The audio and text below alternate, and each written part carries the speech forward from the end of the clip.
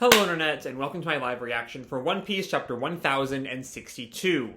When we last left our heroes, the gang found Bonney just chilling in a little eddy, before they really had time to address the fact that, or while they were trying to rescue her, Chopper and Luffy got caught up in the water. There was this mechanized shark attacking them.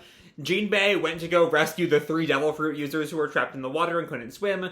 And after some shenanigans, got separated from the group. That quartet got separated from everyone else and ended up on the island of Egghead, which is supposedly some kind of Vegapunk base. Meanwhile, the rest of the Straw Hats are rescued from the attack of this mecha shark by Vegapunk herself, who steps out of this mecha and introduces herself as Vegapunk.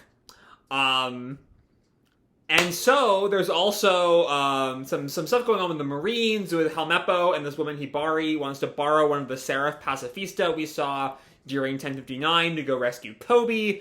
But yeah, we're sort of setting up the pieces in place. I suspect Helmeppo and Hibari might end up sneaking over to Egghead to get those Seraphs, thereby sort of weaving them all back into the main story. I don't know, but there's a lot of pieces in play here as we walk into the first arc of the final saga at Egghead. So let's dive right on in chapter 1062, Adventure in the Land of Science. German 66's Odd and Emotionless Excursion, Volume 20, Meanwhile in Chocolat Town, Cacao Island. And it looks frozen? Which, are there any ice users that powerful short of, like, Kuzan? Is this little cover story where we're gonna get Kuzan back in the main story? Because I don't think we've heard he has some allegiance to Blackbeard or something, but I think this is the first time we've really seen him since the time skip, right? Interesting. Anyway, we open with the bulk of the Straw Hats on the Sunny reacting to Vegapunk. Vegapunk? You mean the Vegapunk? And Vegapunk tells them, "Oh, put a sock in it." And Frankie is so excited to meet her. "Vegapunk, hey, I really respect your work. I spent 2 years in at the lab in your hometown, Baltimore. I got so many things to show off to you." And Usopp, I think, is over the moon. "A giant robot of dreams. How many dozens of times bigger than the General Frankie is it? I wish Luffy and Chopper could see this." But Sanji has his one-track mind. "A babe. Vegapunk's a total babe."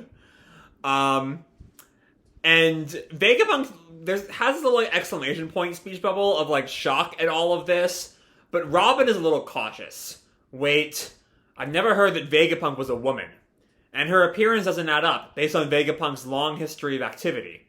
Okay, so yeah, she's a little young to be Vegapunk. I don't know. I wasn't quite sure how long Vegapunk had been active for, and she might have just been like a child prodigy. But maybe not. Let's see. Vegapunk tells them, "Of course it doesn't. I'm obviously not the Stella. That's the main body. I am Punk 02. Vegapunk Lilith the Evil." Okay, so Vegapunk has a bunch of bodies. "And my research budget is constantly stretched to the seams. So hand over your valuables. After that, I'm done with you." Okay, so, she's a pirate, I suppose. A literal pirate here.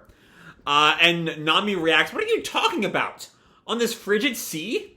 If you're going to scoop us up out of the water, at least see it through and save us." But Vegapunk snaps, "I did not save you. These waters are normally unreachable by ships. These things ensure they all get sunk." And we see a bunch of, like, shadows in the water. The sea beast weapons. And yeah, they're surrounded on all sides by mechanical sea beasts. Ah! Monsters! I love the contrast with Frankie and Usopp here. As Frankie's just gleaming. Sea beast weapons? They're incredible! But not even all these cool robots can, like, win Usopp over. This time the fear is winning out. And we see... Sorry, I had to do a lot of, like, screaming at work today, so I am a little hoarse today. But anyway, I mean, using the water a lot is my point. We see that this bear beast, and Zoro kind of stares it down. He's this lion one that panics Nami and Brook. And then Vegapunk gets a call. Lilith, what do you think you're doing? Plundering again? Have you no scientist pride? And I'm not sure. I have a suspicion that this person might be another Vegapunk. So I'm gonna call them by their code names rather than like their calling them all Vegapunk. Anyway, Lilith says, "Shut up, Shaka, you do-gooder. Will pride increase our budget?" And Robin is listening in. First of all, they're not going to surrender. That's the crew of Straw Hats. The one who just got made Emperor of the Sea. And Lilith just grins. I know, right? They must be laden with treasure. And Shaka tells her, in that case, you made a terrible mistake. Mistake? They're thoroughly surrounded. They have no escape. And Shaka tells her, you've underestimated them. Look at the swordsman on board. And she turns to Zoro, who's already drawing his weapons. That's Pirate Hunter Zoro, with a bounty of 1.111 billion berries. The reason he's calmly hanging back is because he knows he can slaughter you in an instant from that range. So that means that Shaka must be watching. If he knows either he knows so much about Zoro that he can predict Zoro's actions, or Shaka can see them. Though I do love, like, this panel with Zoro showing him in contrast to everyone, or at least to Frankie, Usopp, and Sanji. You know, Frankie all excited, Usopp panicking, Sanji love-struck, and Zoro calm, hand on his weapons, ready to fight. And Shaka goes on. The same goes for the demon child behind him, Nico Robin. And yeah, we also see Robin protecting Nami there, but like ready to fucking go. You know, this is a Robin Stan account. Everything's a Robin Stan account. But Lilith protests. But what would they do about all the sea-beast weapons around them? The mighty always determine the first foe they should strike down. You ought to think harder. And Lilith realizes, so the talkative jokers are just a distraction? I didn't pay close enough attention. That's an interesting way to describe most of the Straw Hats. The talkative jokers are just a distraction. It's a reading that makes sense, especially in this situation. But, like, I don't think anyone would call Sanji or Frankie distractions. And Zoro just tells her straight up, hey, Vegapunk, we've got some demands, and you're going to listen. Got that? And Shaka Punk 01, the original Vegapunk, I assume. Shaka the Good. That's fine. Bring them here. I happen to have an interest in that crew. And then we cut back to Luffy and Bonney. And Luffy, Jinbei, and Chopper are still getting info about Egghead from Bonney. And Luffy asks, you said you'd been here before? When I was a kid. It was a normal lab back then. And what did you come back for? And Bonney tells him, depending on his answer, Vegapunk will have to die for his crimes. Whoa! Vegapunk turned my father... Oh! Okay.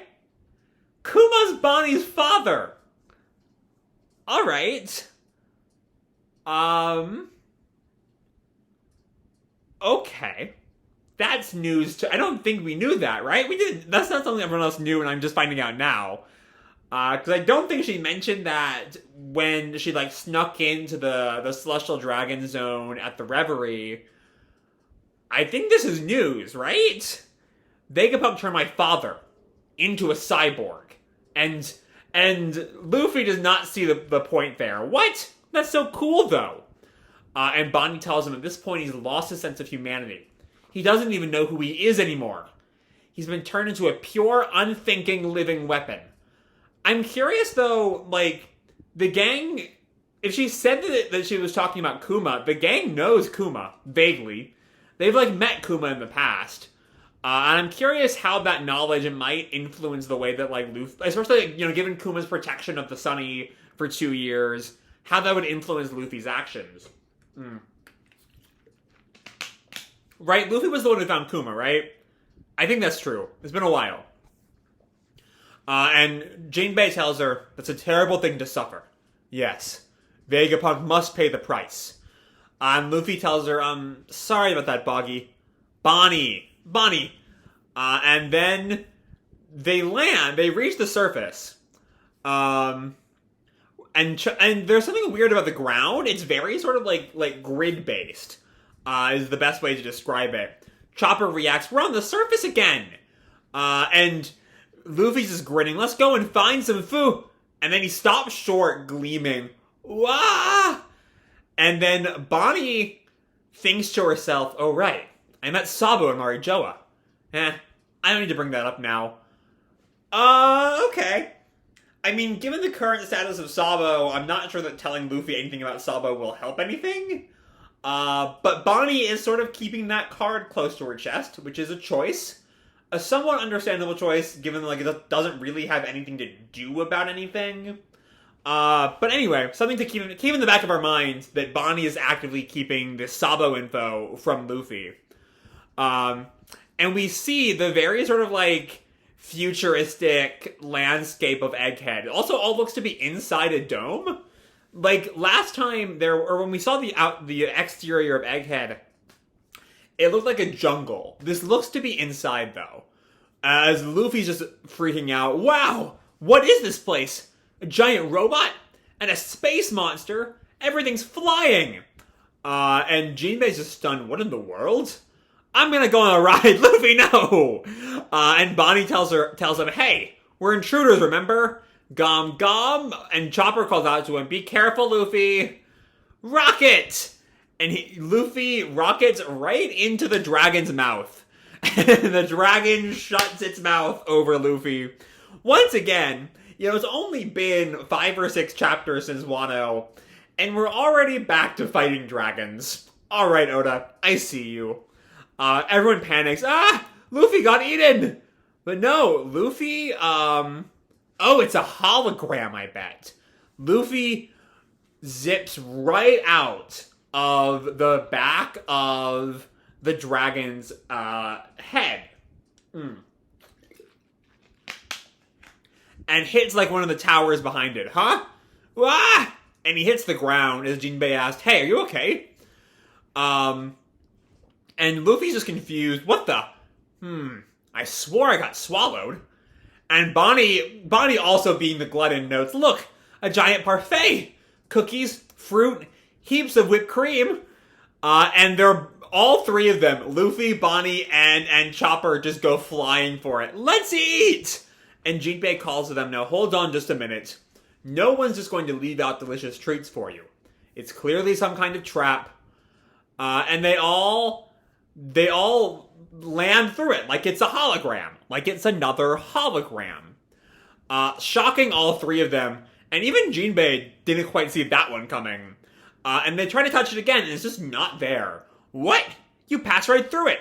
It's there, but I can't grab it. And Chopper just tries to like literally bite the hologram. This just makes me hungrier.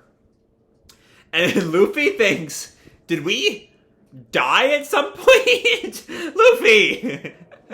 Okay, interesting reading from Luffy. And Jinbei tells him, no, we're not ghosts. This parfait is a hologram, I think. I've never seen one in person. And Luffy is full on... Luffy looks like a half step away from Gear 5 there. The way his hair is sort of levitating. What? Someone's gotta pay. But Bonney tells him it's a 3-dimensional image made with light. We're talking about something out of a comic strip or a fantasy world. Wow, it's just like they're in a comic strip. Huh. And Luffy reacts, an image? The space monster. That's why I slipped through it. And Jinbei tells him the giant robot is probably the same. No one could actually make such a thing. Well, so the funny thing is, Jinbei, is that Vegapunk already has made such a thing. It's with the rest of your friends right now. And then Chopper notices this machine. Hey, what's this? There's pictures of food and buttons on it. And Bonney tells him, don't bother. Everything here is lies.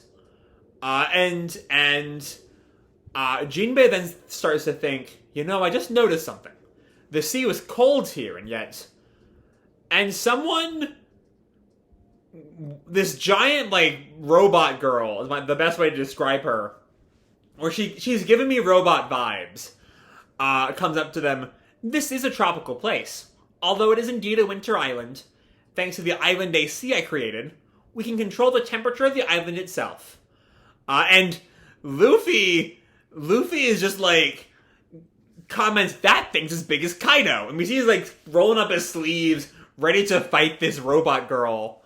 You're one of those hollows too, huh? And he goes to throw a punch at the girl, and it just bonk hits her.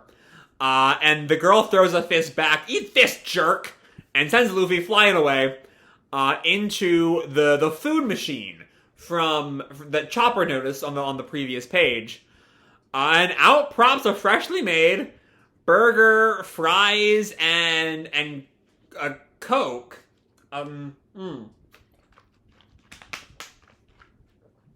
Which is interesting. That's a very, like, it's a very American fast food kind of meal. Which, I don't know, maybe it's just like all of the Japan that Wano gave us. It's sort of interesting to see, One Piece return to different sort of cultural influences. With this machine being a kind of fast food machine. I don't know, interesting thing. And Bonney eats it and is just glowing. It popped out a hamburger meal with a drink and fries. What the? Who made these? You can touch them. They're real? And the whole trio just starts chowing down. It's good! Press the next button. Steak, omelet rice, fried pork cutlet, cotton candy, cake, ramen, fried chicken, hot dog. And the girl, I'm assuming another Vegapunk, tells them, I'm glad you like my automated cooking machine. As long as there's enough food material to provide 500 different meals to the user, each in under a minute. Pizza, pasta. The whip-up leftovers mode is the best part. But only if you make it exactly to the plans. There aren't enough technicians to mass produce them, though. And there's just, I don't know what's going on here. So it looks like the girl punches is so mad at something. I'm not quite sure what, that she punches the dragon hologram? It makes me so mad! Same thing with the island AC. Controlling the temps means being able to sense the life patterns of every living thing on the island. Spend a little more money, we can control the weather. The world doesn't have enough tech or funding. But yeah, she does punch the hologram. Luffy is still just, as Bonney notes, Luffy is still pressing those buttons. Waffles, fried shrimp. And the girl tells them that's right. With these light pressure gloves, you can do more than just observe the light. And then, like, a hologram girl comes out that this Vegapunk high fives. The moment people can touch something, they'll believe that it's real matter. And Luffy, stuffing his face with pizza, just comments, huh? You mean that lady's not real? And the girl tells them whether it's real or not is for you to decide. If you ask me, those words are a relic of a bygone age. Okay, so we're starting to see a very, hard shift to sci-fi, which Vegapunk has always kind of represented. And now that she's here, there is this sense of sort of the end, sort of. I mean, One Piece has always been interested in the concept of the beginning and end of an age, of an era. The pirate era, the new era that's come about thanks to everything that happened in Marineford, even going back to Jaya, the sort of new age that Bellamy and his gang were talking about. It's always been a recurring theme in One Piece. And now we're also having this sort of sense of, moving out of a sort of fantasy world. Vegapunk wants to move into more of a sci-fi one, I guess. I don't know. I'm trying to pick out themes that the arc is going to cover very early on to sort of think about. But I may be way off base here. Anyway, Jinbei asked her, so who are you then? Me? I'm nothing but a humble genius scientist for hire. Dr. Vegapunk. And she's once again, like all the other Vegapunks, introducing herself as Vegapunk. Though this one has the subtitle of Atlas. Shocking everyone, Bonney does not believe her. No way. What's this liar talking about? And even Luffy, Luffy of course knows Vegapunk because they've been talking about Vegapunk. But he still reacts, you're a Vegapunk? I know your name. Kobe said it. Also, Bonney said it 5 seconds ago. And then we cut to the New World. Well, we're at the New World, but just vaguely the New World. On some government ship, asking questions. So someone says, "Sum it up for me." What are we doing? Oh, it's Kaku and Lucci, and I don't remember the girl in the middle's name, but it's Kaku, who we've not seen in a long time. Alright, Lucci, listen up. There's only one Vegapunk, but he's such a genius, he doesn't have time to do everything. He's short-handed, you see, so he thought, why not make more hands? He split himself into 6 different people. In other words, these 6 satellites are all Dr. Vegapunk together. And because I don't believe it, and Lucci just look, we see what they're all named. 1 is Shaka the Good, 2 is Lilith the Evil, 3 is Edison the Thinker, 4 is Pythagoras the Wisdom, 5 is Atlas the Violence, 6 is York the Greed. Okay. Interesting stretch of names from mythology, from like Atlas is mythological titan, Pythagoras, of course, is a famous mathematician from the Greek era, Edison, Lilith is like a famous demon. I don't know Shaka or what York, maybe, like the closest York I have, especially with greed, is like New York, and being a city of like, excess and greed, I guess. But my question is Shaka, so let me see what he says. Plus of 6 different people. Is Shaka the original Vegapunk, or are none of them the original Vegapunk? I'm not sure. We'll have to see. And Lucci comments, and because I don't believe in any of this nonsense, I'm the crazy one. What a hassle a so-called genius can be. Okay. We see a Kuma Seraphim. As Lucci comments, we're supposed to return this giant brat to Egghead, then eliminate all the Vegapunks. The world government cannot keep their hands on any fucking system, okay? Like, they got rid of the Shichibukai, right? Which, okay, fine. Working with pirates is never really their style. And replace it with Vegapunk, and now they're getting rid of Vegapunk? I mean, I guess they'll still have the Seraphs, and they still have the Seraphs that can use the system and all that.